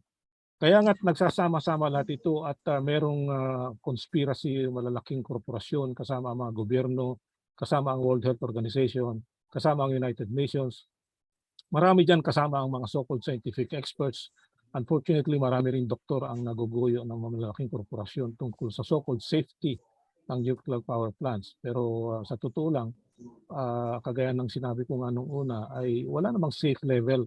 Maski yung pinakamaliit na exposure sa ionizing radiation, lalong-lalo na kung yung radionuclide ay na-ingest mo at pumasok sa iyong katawan at magkakaroon ng internal source ng radioactivity sa iyong katawan. Iba pa yan doon sa fallout exposure na external ang masasabi nating exposure, at yung external exposure ang pinagbabatayan mainly ng mga international nuclear regulatory agencies para mag-calculate ng so-called safe level, which in fact there's no safe level. Kaya nga napaka-importante na nabubuhay ulit itong issue na ito dahil sa pagkakataon nito para ma-educate yung mga tao na ang nuclear disaster ay ongoing simula pa nung pinasabog yung unang atomic bomb, dahil marami dito sa radionuclide ay permanente na sa kapaligiran natin. Umaabot yan ng mas matagal pa kaysa sa humanity yung half-life ng marami rito. Paumanhin, Doc Romy. Sana ma-wrap up and conclude. Salamat. Sige, oo. So ito lang ang siguro ang pwede kong masabi. Meron akong prepare na PowerPoint, yung mga interesado pwede siguro ibahagi ng organizers yung maikling PowerPoint na binahagi ko, at yung mga interesado pa, meron akong ilang artikulo tungkol sa health impact din pagkatapos ng Fukushima disaster na aking sinulat, pwede ko ibahagi. Ang nakakalungkot nga ay hindi pinagtatakpan nito, grabe rin ang censorship sa mga balita tungkol sa nuclear power plant disaster, lalo na sa Chernobyl, lalo na sa Fukushima. In fact, ang government ng Hapon pinagbawalan nila ang paglabas ng mga information tungkol sa epekto ng Fukushima disaster doon sa Japan, hindi lang sa health issue kundi pati sa environmental issue, at maraming kasinungalingan ang nilalabas nila tungkol doon sa panganib ng Fukushima disaster. Pati yung mga internet sites na dati kong na-monitor noong pagkatapos sumabog ang Fukushima disaster, nangawala rin sa internet dahil mukhang na-censor din ang karamihan. Kaya dapat nating busisiin pa ito ng malalim. Nakasama na rin sa pagbusisi ni Professor Kelvin tungkol sa Geological Hazards dahil napakalaking panganib ito. Maraming salamat sa inyong pagtsitsaga. Sige, maraming salamat, Dr. Romy. So, maaari naman natin gawa ng paraan nga na mapalaganap yung binanggit ni Dr. Romy na mga presentasyon at references. Okay. So, naidiin ni Doc Romy yun namang mga peligro o panganib sa usapin ng kalusugan ng operasyon. O kahit operasyon, wala pang sakuna. At lalo na kung magkaroon ng sakuna sa BNPP tulad na nangyari sa Fukushima, nitong pinaka-recent, at mga nauna pa, 3 Mile Island at saka Chernobyl. So I guess Dr. Romy's presentation complements Professor Kelvin's discussion. Okay, so we've understood all the hazards connected to the reoperation, okay, of BNPP. Okay, so from geological to health hazards, and that of course feeds into real life grassroots advocacy mentioned by Professor Roland and also Veronica, okay, whose voice of course resonates from the people of Bataan. So with that, we can open the open forum. So we have several dozen attendees. So you're welcome to raise any questions to either to one or all of our speakers. There's already one question actually in the is it true that electricity rates will decrease once the BNPP is revived? So I guess anyone in the panel.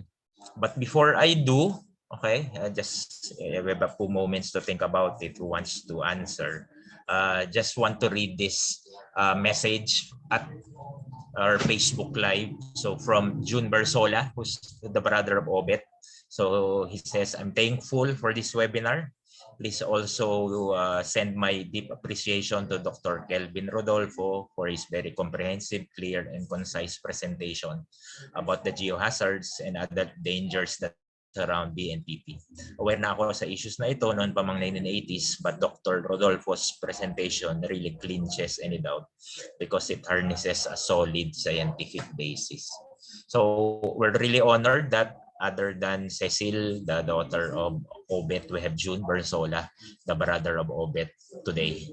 Okay. So maybe anybody in the panel can answer. Is it true that electricity rates will decrease once the BNPP is revived?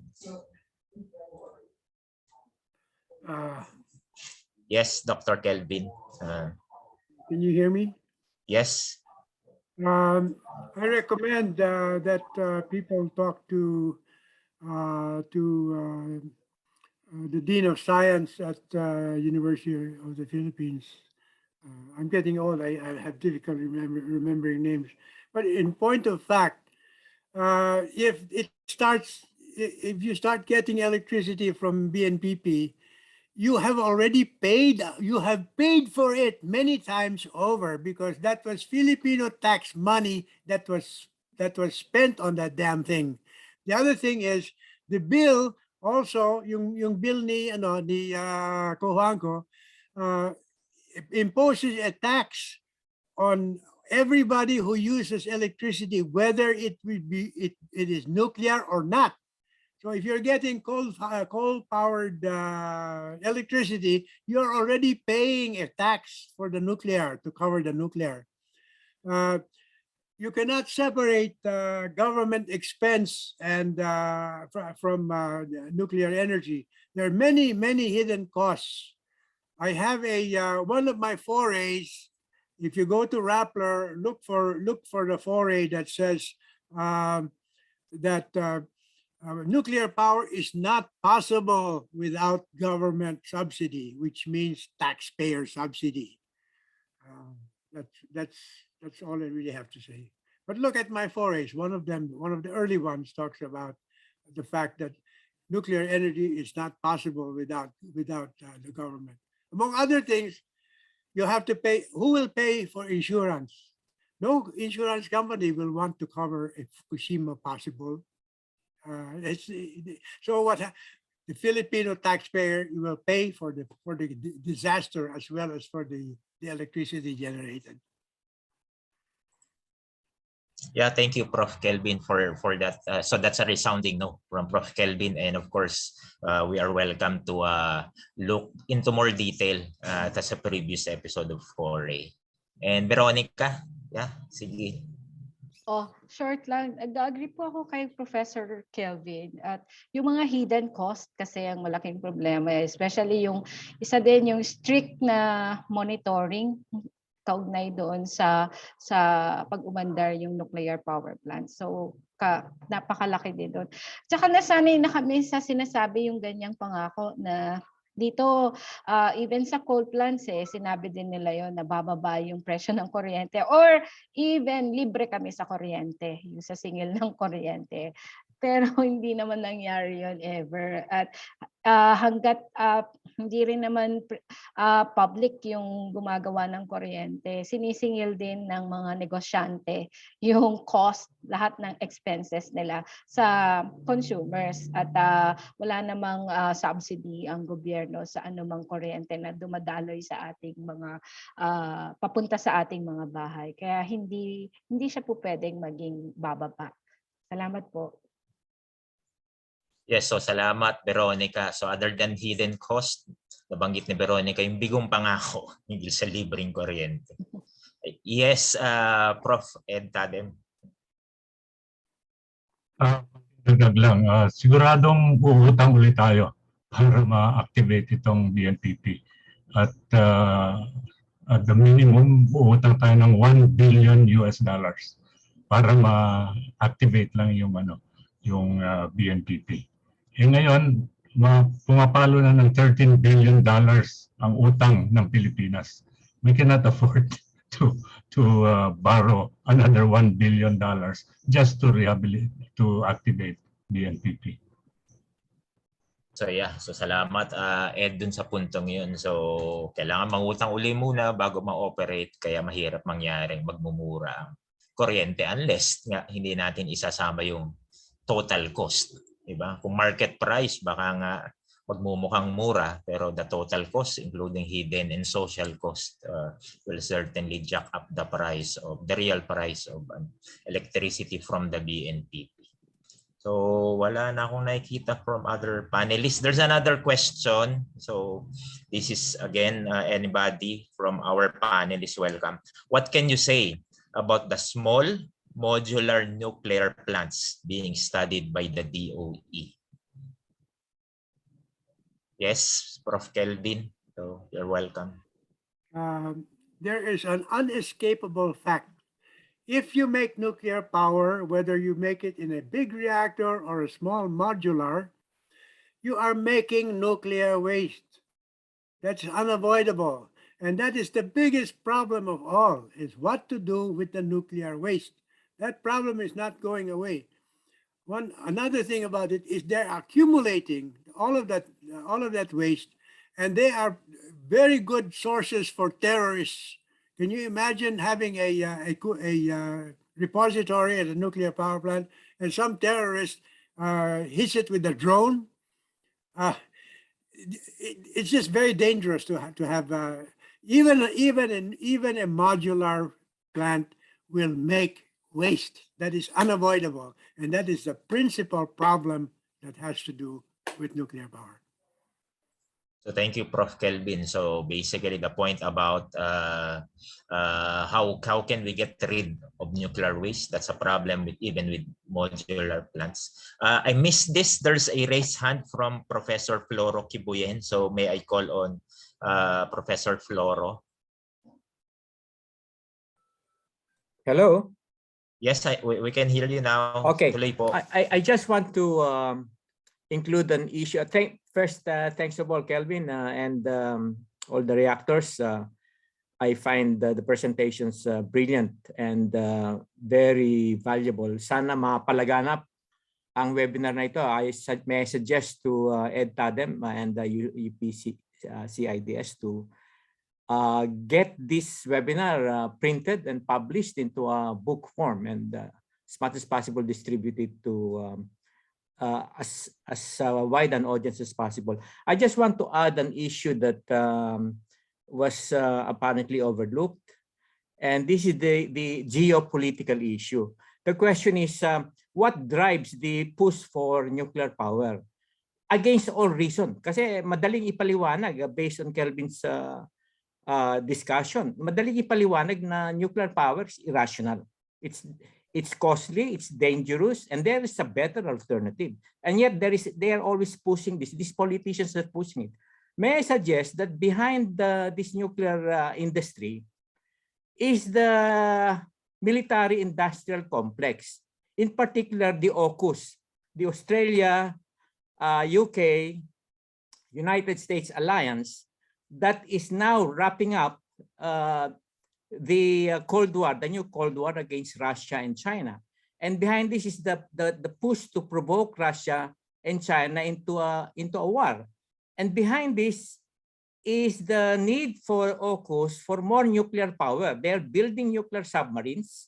They're building their nuclear armament. In fact, Australia, against all reason, is spending billions of dollars to buy nuclear submarines. What is behind this? The need for more nuclear production. And that's why they are promoting the production of, they are promoting nuclear power plants. But the second problem is, in the event that the Third World War explodes, that can happen, given the relentless drive of AUKUS to provoke Russia and China into a war. In the event that that happens, all the nuclear sites will become doubly adversely affected and dangerous. So it's my own suggestion is we should continue the struggle against nuclear power, but we should include the struggle against war. Not my suggestion is for us to adopt the slogan, "No to nuclear power, no to war." The two go together. That's all I want to contribute. Thank you. Yes, maraming salamat, Professor Floro. So that's a great intervention, emphasizing the point about the geopolitical dimension of the question of the reoperation of the BNPP, the question of the military-industrial complex, and why the push for reoperating the BNPP. So but I think it was partly mentioned by Prof. Roland in his short reaction. So I guess also that gets into that there's also this political economic angle, right, to the question of BNPP aside from the question of hazards. Prof. Roland, yeah. Salamat. Actually, itong even in the past, no, here in the Philippines, our struggle against the BNPP, no, nuclear power plants, particularly in Bataan, has always been linked with the struggle against nuclear weapons. First, against war, no, kasama na yon kasi yung mga gera ngayon, lalo na among big superpowers, no, big powers can easily transform into a nuclear war in case there is a miscalculation. But I just like to point out that especially in recent times when in the industrialized countries, except the authoritarian ones, no, in industrialized countries, especially after Fukushima, Chernobyl, etc., which have displayed the impact of nuclear power plants on the lives of the people, no, including the economy, no, agriculture, as in, and industries, as in Japan. Many industrialized countries which have produced nuclear power plants are now having difficulty in their local market, no? So what they're doing is that they're intensifying their export of these nuclear power plants. Kaya nga dito sa Pilipinas, nag-aagawan sila kasi ang US, no, through the US government, through their governments, tapos ang Japan din, Korea, and also Russia through Rosatom, no, have been talking to the previous administrations regarding the feasibility of recommissioning the nuclear power plant in Bataan. Yun lang ang gusto kong kaya talagang intensified ang nila dito, promo, no, in competition. Para sa atin naman ang selling point nila, kung bibili ka rin nito, magkakaroon ka rin to, yan, so bigatin kayo, no, status symbol. Ganun ang selling point nila no. Thank you. Yes, thank you, Prof. Roland. So really a holistic analysis of the question of the BNPP takes into account the question of hazards, so geological, health, and also a look at the geopolitical or also political economy analysis of the question of why is nuclear being pushed again, and why is the BNPP again back on the table after being mothballed for several decades. So can the staff help me if there's a question that I missed, a raised hand? Can you give me a heads up? I don't. Yes, Prof. Kelvin. I prepared one slide in honor of Obet that I would Yes. really love to share with you guys. Yes, I think we have time for that. Yes. It won't take but a minute.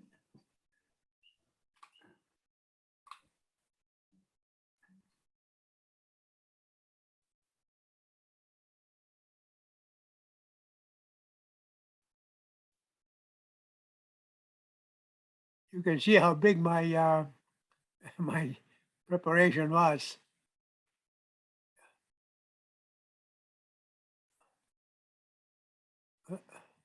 Sorry, better to do it this way.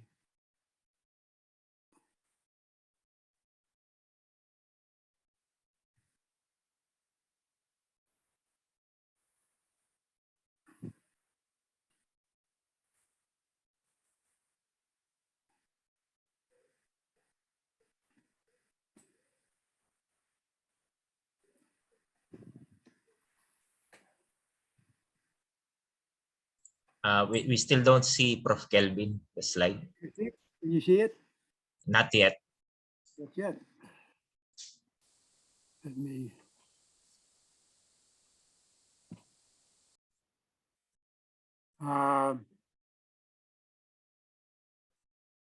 Share.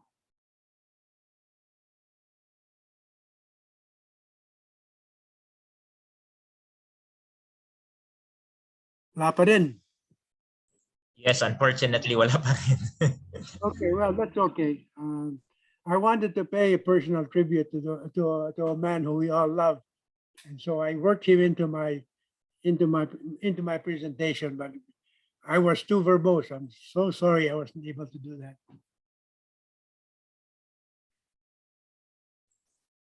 Yeah, Prof. Kelvin. Yeah, so Veronica has her hand raised, so yes.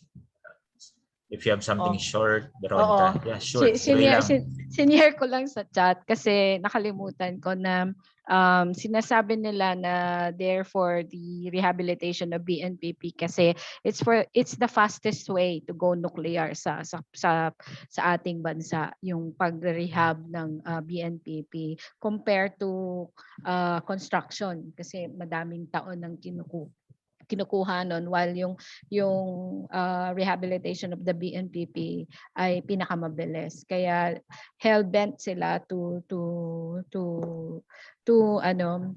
win the stance of the Filipino people, especially the locals. Yan po. Salamat. Yes, salamat Veronica for that insight about the question of why this push for rehabilitation. So I don't see any raised hands or question on the chat. The staff can remind me if we just missed something. So as always, webinars go over time. It's now 12:09 or minus minutes over time. But Prof. Kelvin, we still have some time allotted for a closing remarks. Would you want to take advantage? Let's try one more time. Yes, Prof. Kelvin, sure. Share screen.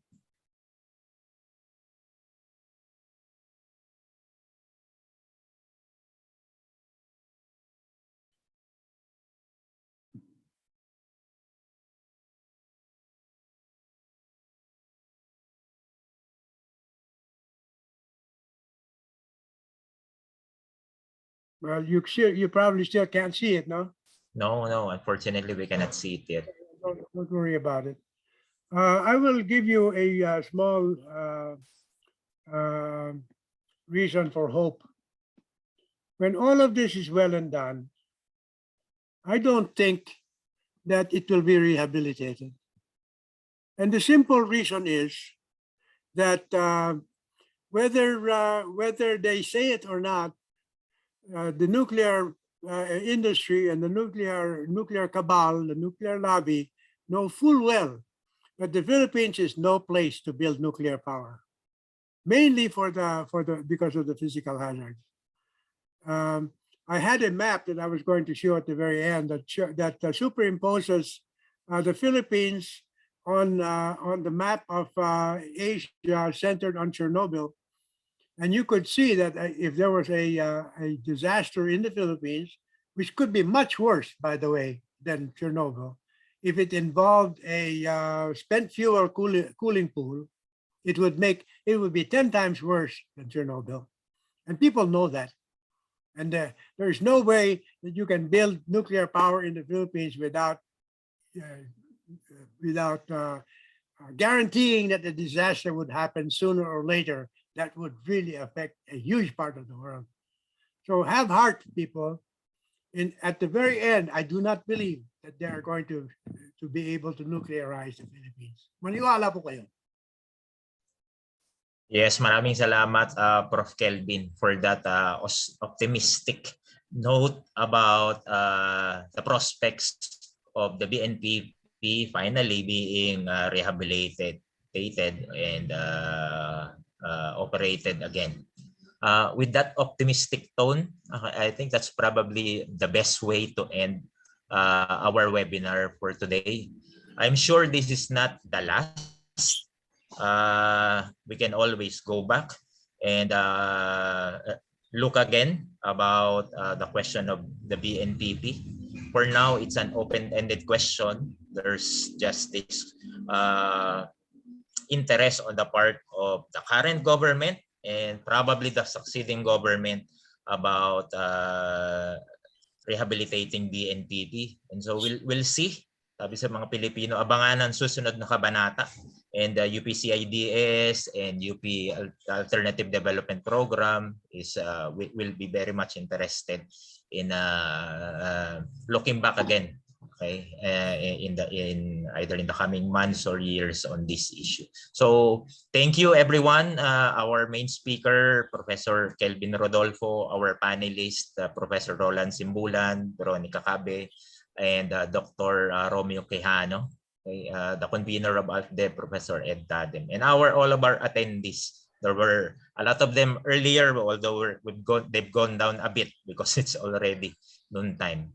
So with that, let me end the webinar. Maraming salamat sa lahat, and hope to see you again in the coming days.